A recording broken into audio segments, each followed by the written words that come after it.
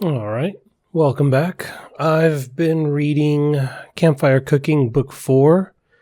Here's a good enough summary on the first half of the book. Chapter 1.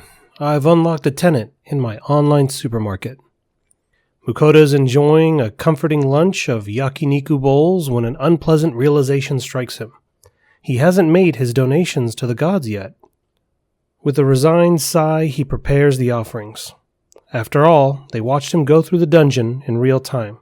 There was no chance of slipping by unnoticed.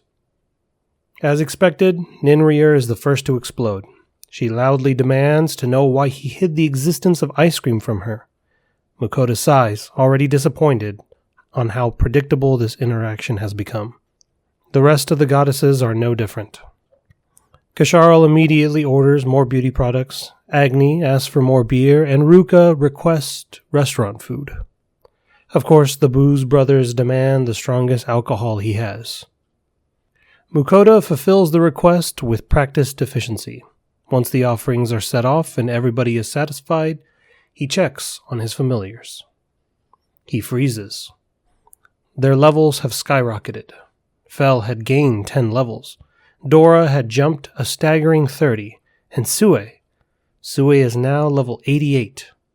Mukota stares in disbelief. Sue is barely 2 months old, and already 4 times his own level. Meanwhile, Mukota himself has reached level 20, which triggers a long overdue update to his online supermarket skill. A new prompt appears, to choose a tenant. Between a McDonald's-like fast food chain or Fumia. Mukota doesn't hesitate. He selects the traditional sweet shop Fumia. Almost immediately, he thinks of Sue.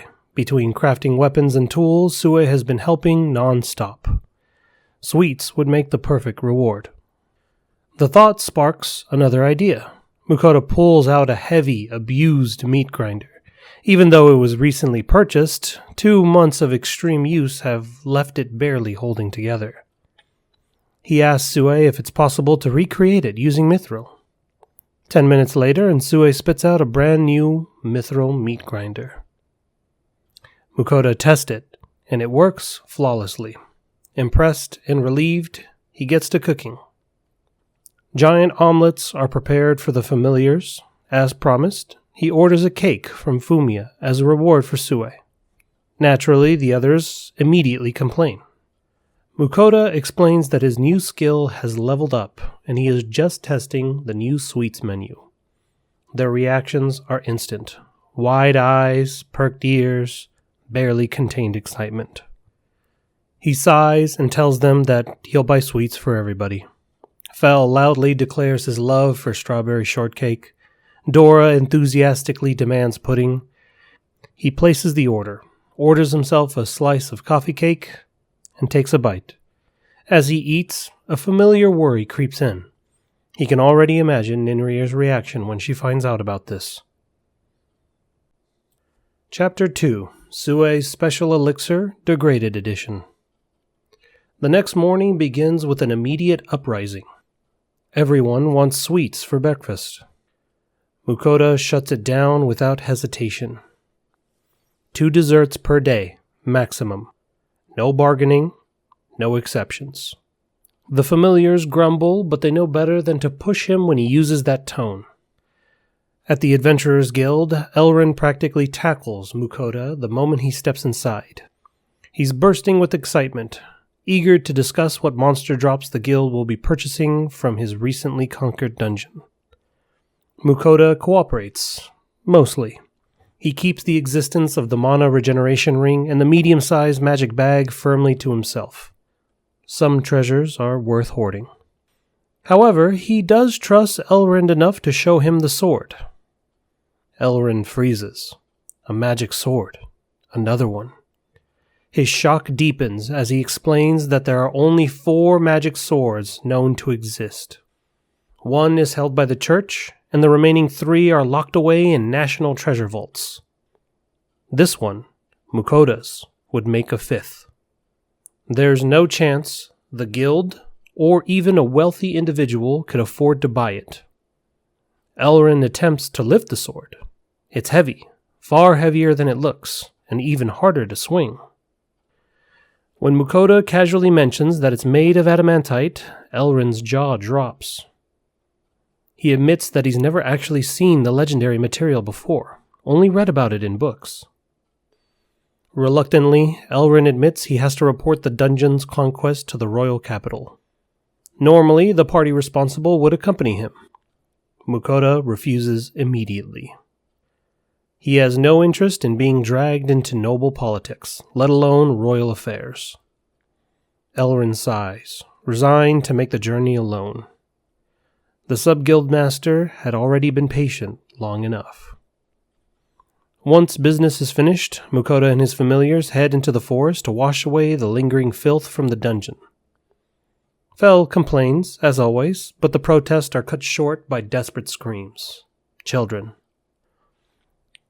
Orcs emerge from the trees, but Dora and Sue deal with them in an instant. In the aftermath, they find two exhausted children, a boy and a girl, collapsed in the forest, crying, trembling. At first, the pair refuse to speak. Mukoda trades food for their story. Teriyaki burgers and the fallen orc corpses are enough to earn their trust. Their names are Daryl and Iris, and their mother is gravely ill. With no other options, they've been throwing themselves into danger in hopes of earning money for medicine. Mukoda's chest tightens. He asks Dora and Fel to play with the children while he speaks privately with Sue.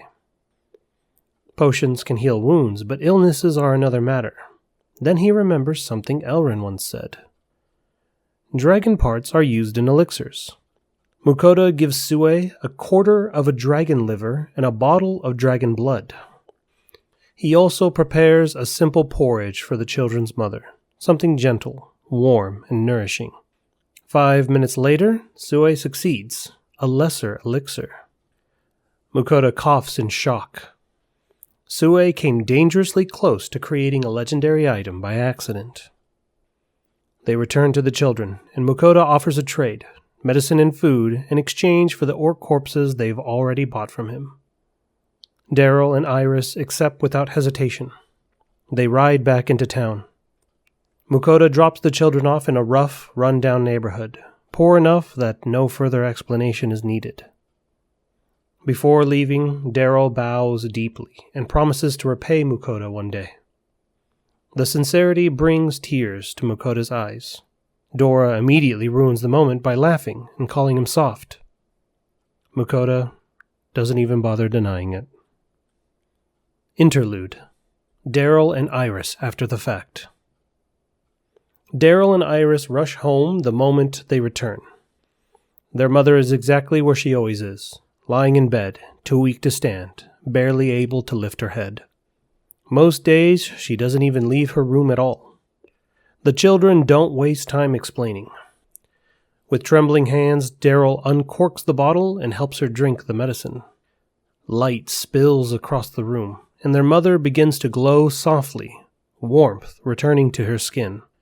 The children don't need words to understand what this means. The tears come immediately, uncontrolled and overwhelming. Iris cries until the tension finally drains from her small body. Exhaustion pulling her into sleep right there at her bedside.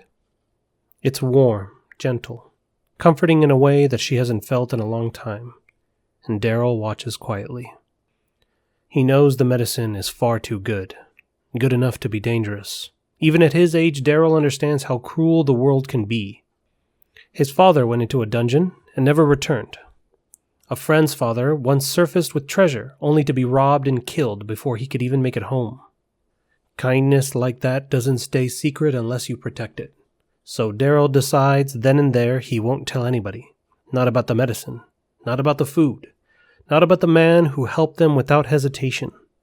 One day, when he's strong enough, he'll repay the debt himself. Until then, he'll keep Mukoda's secret safe. Chapter 3. The Strongest Sub-Guildmaster. After spending the morning hunting bird-type monsters for their meat, Mukoda and his familiars return to the Adventurers Guild. Elrin insists on escorting them to the rear processing area, wearing an expression that makes his intentions painfully obvious. He's avoiding work again. The butchers barely glance at Mukoda at first. That changes the moment the monster corpses come out. A rockbird, a cockatrice. Both are uncommon, sure, but manageable. Then comes the tailpo, a massive bird resembling an ostrich, flightless but terrifyingly fast. Tailpos are infamous for their land speed, making them nearly impossible to hunt, let alone kill. At the sight of it, the butcher's eyes light up with genuine excitement, and motivation skyrockets. And then the air shifts. Ugol storms in. His voice cracks like a whip as he shouts at Elrin for neglecting his duties. He threatens to sell the dragon's tooth if Elrin doesn't return to work immediately. Elrin wilts on the spot and is dragged away without protest. Even the butchers shrink back under Ugol's glare. Back at the guild, Ugol takes over the negotiations. He clearly doesn't trust Elrin to handle the purchases responsibly. The guild offers to buy a large portion of the monster hides and select parts, laying out a detailed list. Elrin protests. He wants some of the boss materials from the deeper floors.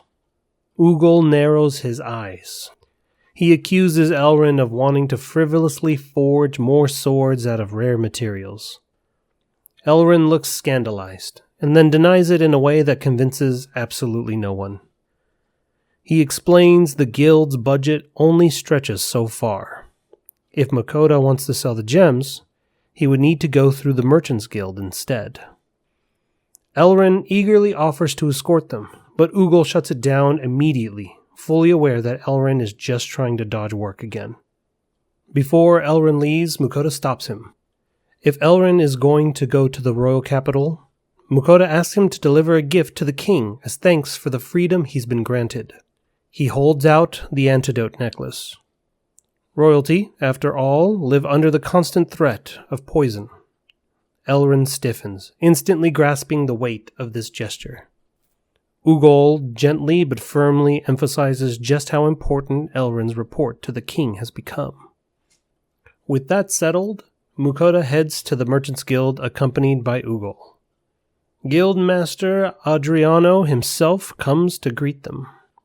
In a private room, he introduces Ruslan, the guild appraiser. One by one, the gems are examined, and with each piece, the appraiser's composure cracks further. Some of the stones even have names.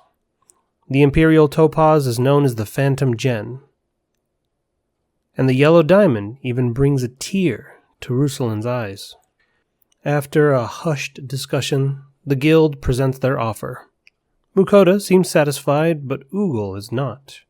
He calls the price insulting, and the room freezes.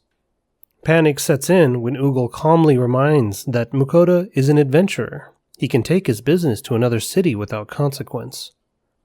The merchants hadn't realized that Mukoda wasn't just a merchant, and the price climbs rapidly. Mukoda accepts, and by the end of it he walks away with just under 10,000 gold. After the deal, Adriano hesitantly asks Mukoda a favor. He mentions Mukoda looks foreign. Would he be willing to share some foreign recipes?